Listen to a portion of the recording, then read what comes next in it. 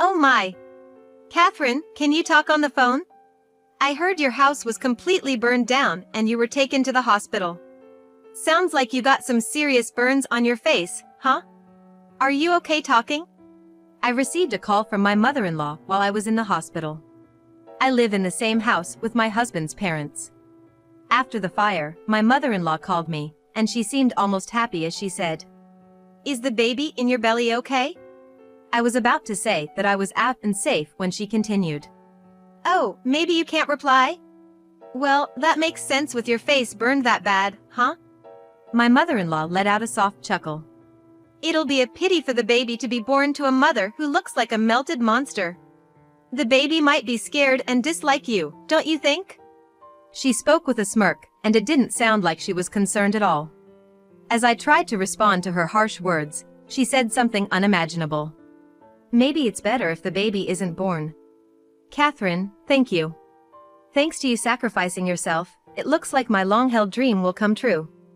Even after you leave the hospital, don't come back to our home. A monster as a daughter-in-law is a disgrace to the Johnson family." With that, she hung up abruptly. Sacrificed? A long-held dream? I had a very bad feeling about this.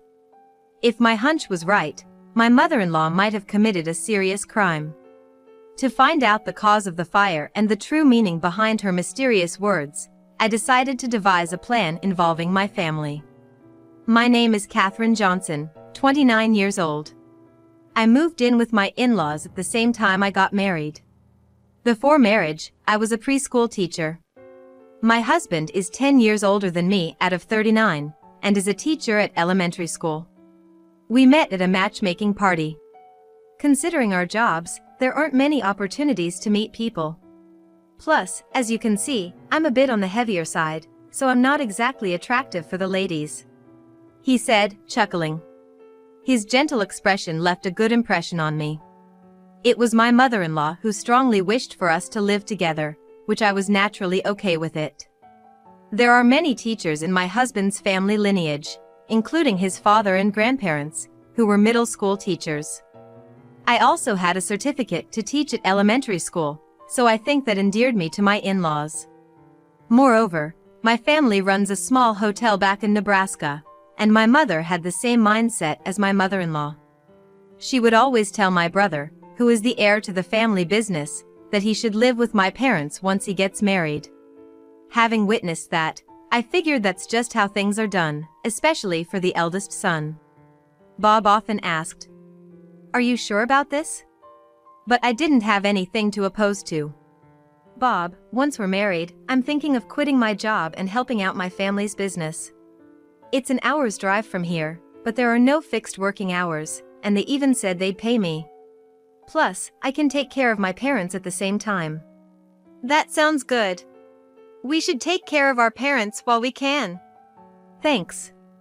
I'll be leaving late and come back home early, so I think I'll be able to handle the housework just fine." "Don't worry about that. With Mom around, everything will be taken care of."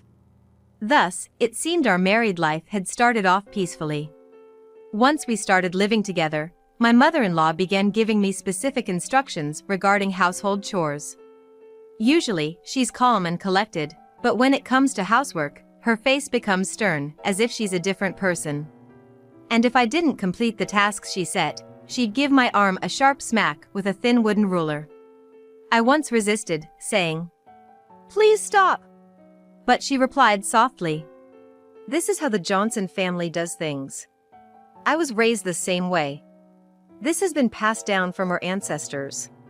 Once I'm gone, it'll be your turn to keep this tradition." My mother-in-law's eyes were vacant as she spoke, and I found myself at a loss for words. She didn't just randomly throw shade or harass for no reason. I found that even more frightening. I'd get up at 5 a.m. to prepare meals and do laundry and cleaning before heading off to help at my family's business. By 4 p.m., I'd finish work and start preparing dinner by 6 p.m. My days went on like this. "Catherine, I noticed the 4 corners of the staircase were dusty. Please make sure you clean thoroughly." "I'm sorry. I'll make sure to give it a thorough clean this weekend."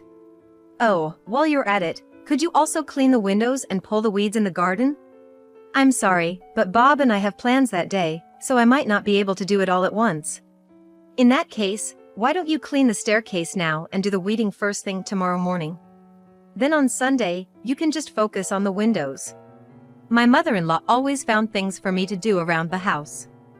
I had to do things like waxing the floor, cleaning the moss off the outside walls, and weeding the driveway, many of which required a lot of physical effort.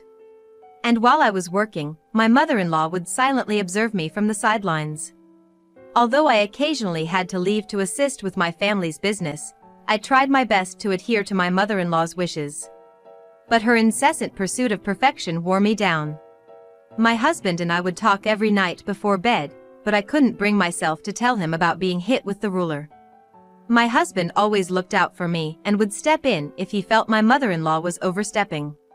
While it seemed like my mother-in-law didn't care about his interventions, knowing that my husband was on my side brought me much relief.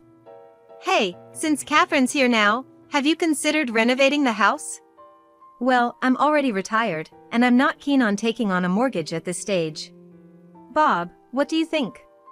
I'm hoping for kids in the future, and that's going to cost money. I haven't really thought about the house right now. But this house is so old. Catherine must be uncomfortable in such an aged place. As for me, I'll follow whatever decision Bob makes. From the moment Bob and I got married, my mother-in-law often talked about renovating the house. When it was just the two of us, she'd often ask, "Can you talk to Bob about it for me?" I can understand where my mother-in-law was coming from.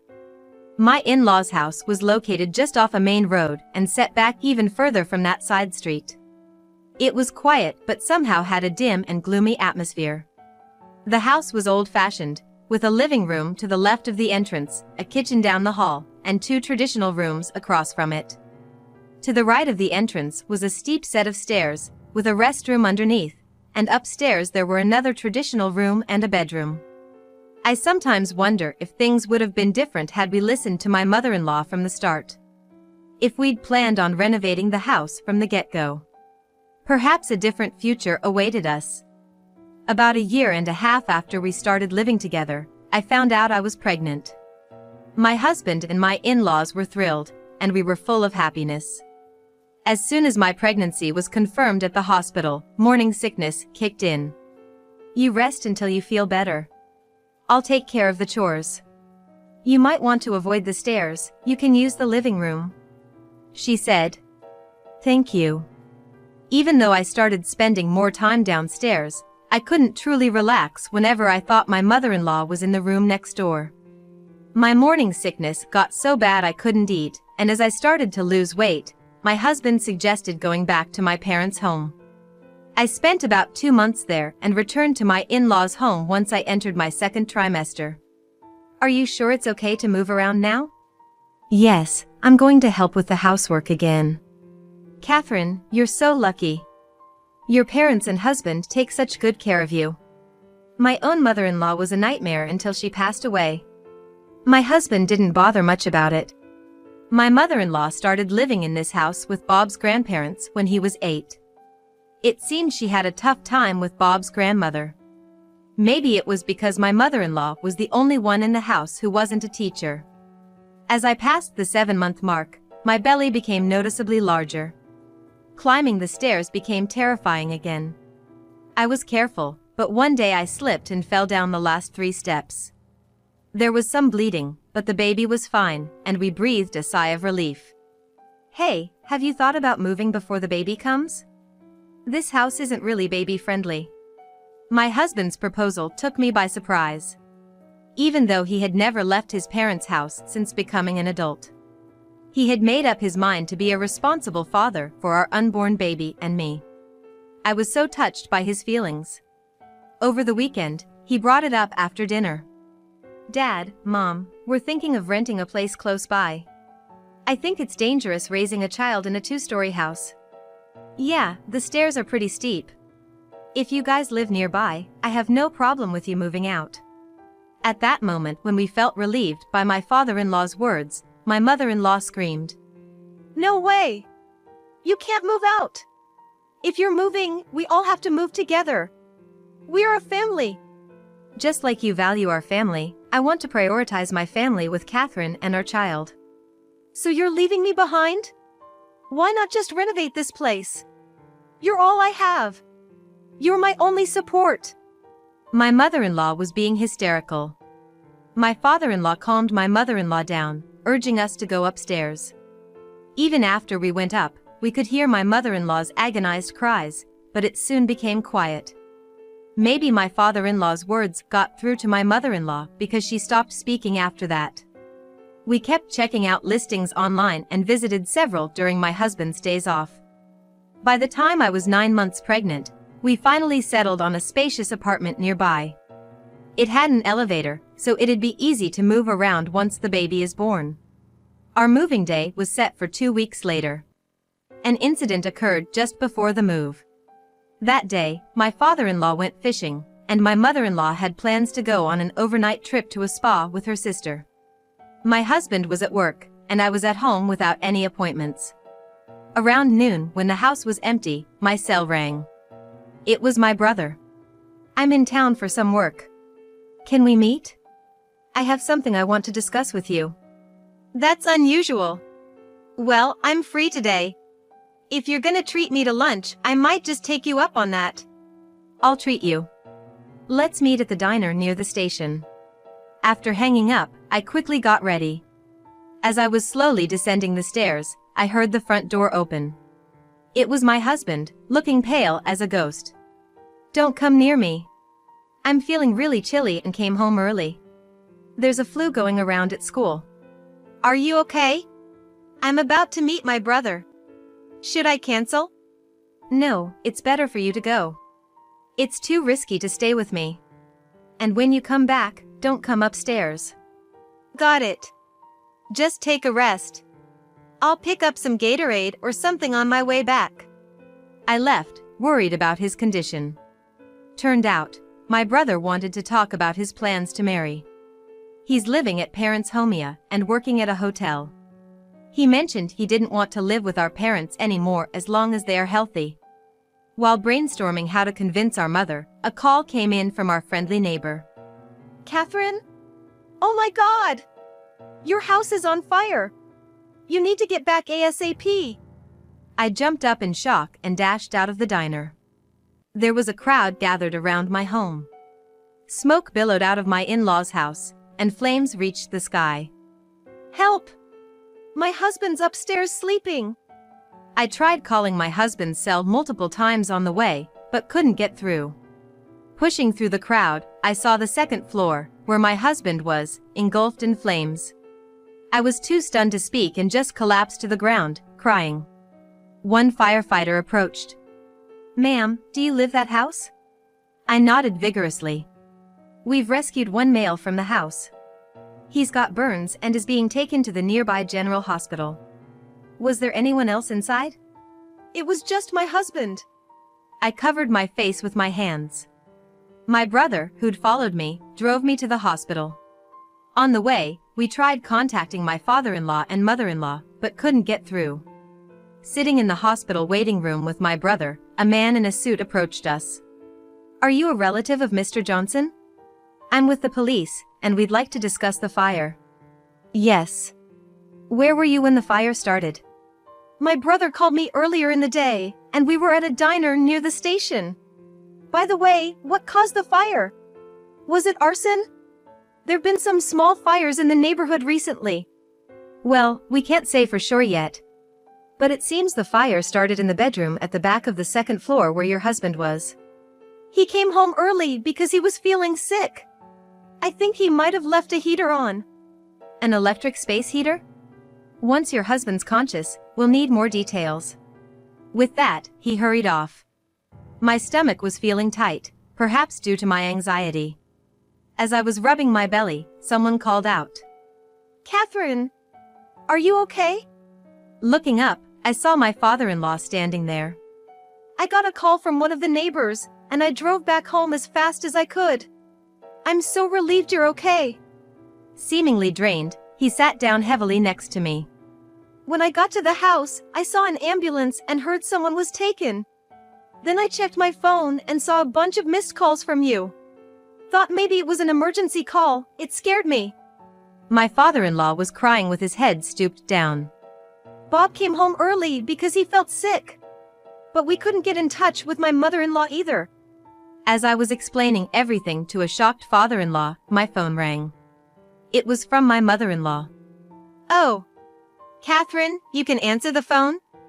I heard from a neighbor that house was burned down and you were taken to the hospital. They said you had severe burns on your face. Can you even talk? My mother-in-law sounded like she was in a noisy place, speaking loudly. Her voice even seemed oddly cheerful. Is the baby in your belly okay? I tried to say that I was outside and safe, but she continued. Oh, can't you reply? Of course, with that burned face. My mother-in-law let out a small chuckle. My mother-in-law seemed like a completely different person than her usual calm personality. It would be so pitiful for the baby to be born with a mother looking like a melted monster. I bet it would be scared and repulsed. My mother-in-law spoke in a half-joking tone, not sounding like someone genuinely concerned. As I was about to retort, my mother-in-law said something unimaginable. Maybe it's better if the baby isn't born. Catherine, thank you. Thanks to you sacrificing yourself, it looks like my long-held dream will come true. Even after you leave the hospital, don't come back to our home. A monster as a daughter-in-law is a disgrace to the Johnson family. With that, she hung up. Sacrificing myself? Her long-held dream? I had a terrible feeling. If my suspicions were correct, my mother-in-law might have committed a grave crime. Since I became pregnant, I used to take about a 2-hour nap after lunch. If nothing had happened, maybe I would have been the one in the accident. Maybe my father-in-law had the same thought because he let out a deep sigh and held his head. He must have heard my mother-in-law's voice from the phone. No way. The father-in-law stood up and went outside to make a call. My stomach is tight and it hurts. I began to feel sick, and as I tried to head to the restroom, my vision blurred. I could see my brother rushing towards me, but I passed out. I went into labor due to the intense stress, and ended up giving birth a bit earlier than expected. It was a boy. With the fire, giving birth, and my husband's hospitalization, it was a nerve-wracking time. But I believe I made it through with the support of my parents, brother, and father-in-law. My husband had severe burns from the right side of his back to his neck and shoulder, and he had fractures from tumbling down the stairs, so he was hospitalized for about a month. During my husband's hospital stay, my mother-in-law never visited the hospital. The father-in-law had called my mother-in-law that day, but he didn't share the details of their conversation. Our second floor was completely destroyed in the fire. I'm currently at the hospital. I heard. Catherine got burns on her face? Bob's probably gonna be by her side during the hospitalization, right? Yeah, we're at Springfield General Hospital. You should come over right away. I can't bear to see it, so I'm not going to visit. I'm planning to stay with my sister for a while. Let me know when you find a temporary place to stay. Wait. You are not planning on coming back? Why should I? I can't do anything, and there's no house. It'll just cost money, right? With that, my mother-in-law truly never visited the hospital nor came to see the burnt house. My father-in-law must have wanted to believe in my mother-in-law. Without even telling her about the birth of their grandchild, he waited for her to come back on my mother-in-law's own, but his hopes were never realized. After my husband's discharge, to shed light on the fire and the mysterious words of my mother-in-law, the three of us, the father-in-law, my husband, and I, decided to confront her. Regardless of my mother-in-law's reasons, I couldn't forgive her words that implied it might have been better if our child wasn't born. I swore I'd make her regret it for the rest of her life. Soon after my husband was discharged, the four of us gathered in a room of the hotel my family runs.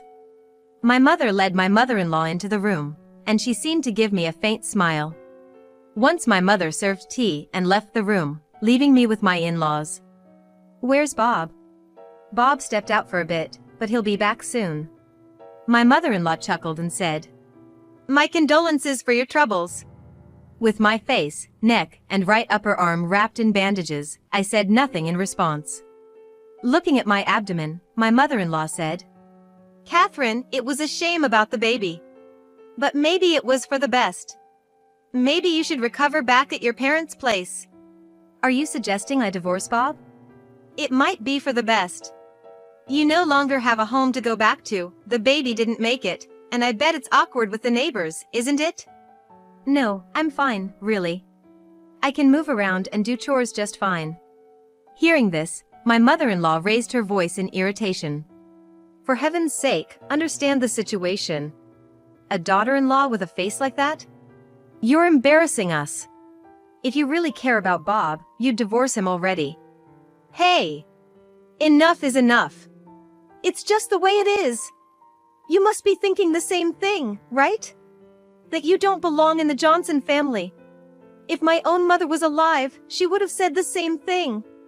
My father-in-law looked shocked at her words. I see. So, it's really okay if we divorce?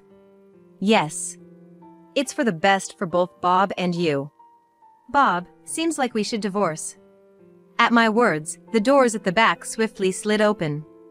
My mother-in-law shrieked upon seeing who was there. Standing there, wrapped in bandages just like me, was my husband. Right? I feel terrible showing this hideous face to Catherine's parents. To you too, Mom, I must be an embarrassment to the Johnson family? What? No way! This is some kind of joke, right? There was only one person hospitalized. I checked. There was only one person sleeping in the bedroom. My husband sat down beside me. We both started to unravel our bandages. Underneath mine was my unscarred face, but Bob's was still marred by burn scars even after a month. Oh, Bob! Why? How did this happen? That day, I got a call from my brother and wasn't at home. Just as I was leaving, feeling ill, Bob came home. It was Bob who was taken to the hospital. That can't be! There were no shoes at the entrance. I had put them away in the shoe rack. Bob's shoes are big, so I always organize them. My mother-in-law began to panic. I'm so sorry. It's my fault for forgetting to turn off the stove. It's a big mistake. I'm thinking of resigning from my teaching job. It was a decision my husband had made during his hospital stay. Because of the severe chill, my husband had been sleeping under the covers, and he couldn't remember if he had turned the stove on or off. It might have been because he was getting feverish and his consciousness was hazy. No, it wasn't your fault. I was the one who lit the fire. I also turned on the heater and left the room. So please, don't quit your job as a teacher. My mother-in-law will scold me for sure. My mother-in-law's face turned pale, and she started to tremble. So, it was you who started the fire, mother-in-law? You wanted the blame to be on me? I didn't realize you despised me that much. All right, I'll divorce Bob, just like you want. What are you talking about? It's your fault Bob ended up like this. You better stay by his side and take responsibility. Why is it my fault? If you had been home that day, none of this would have happened. My mother-in-law's words made no sense. What was your long-time wish, mother-in-law? Was it to see me suffer? Did you set the fire because of that? I've always been jealous of you. You come from a wealthy background, graduated college, and even have a teaching license. My mother-in-law would probably love someone like you.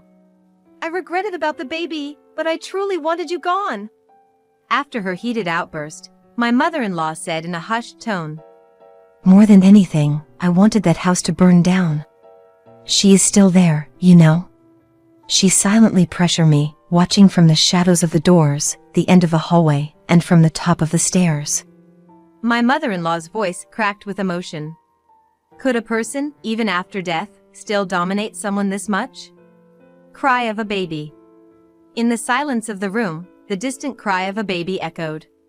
Wait, Catherine, is that? Yes, it's our child.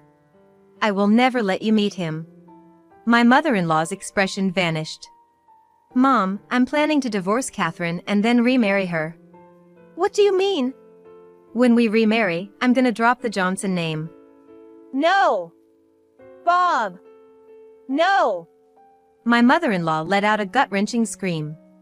It seemed my mother-in-law's decades of emotions, imprisoned by fear, had erupted all at once.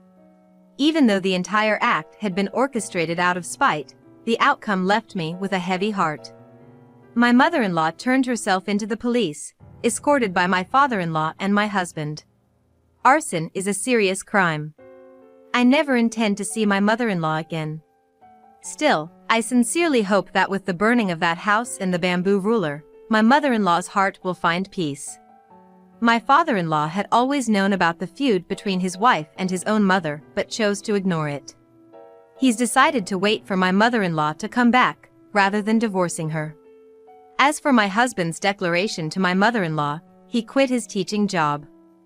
Now that his mother has admitted to arson, he believes he's no longer qualified to teach at school. Now he is involved in education as a tutor. We divorced once and got remarried, changing our last name from Johnson to my maiden name.